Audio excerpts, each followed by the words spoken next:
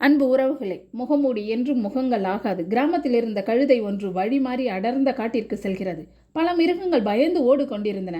மானிடம் கழுதை ஏன் ஓடுகிறீர்கள் என்று கேட்டது. இந்த காட்டில் சிங்கம் ஒன்று இருக்கிறது, அது வருகிறது, அதற்கு பயந்து ஓடுகிறோம் என்றது. கழுதையும் ஓடுகிறது. சிறிது தூரம் போனதும் தாகம் அடிக்கிறது. அருகில் இருந்த ஓடைக்கு செல்கிறது. ஓடைக்கு அருகில் சில வேட்டைக்காரர்கள் வேட்டையாடிய மான், புலி, சிங்கம் போன்ற மிருகங்களின் தோலை பாறையின் மேல் வைத்திருக்கிறார்கள்.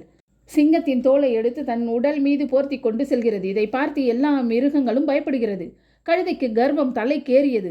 நரி ஒன்று இருப்பதை பார்த்து அதன் அருகில் சென்று சிங்கம் போல கர்ஜிப்பதாக நினைத்து கத்துகிறது. அந்த குரலை கேட்டதும் நரிக்கு புரிந்து விடுகிறது.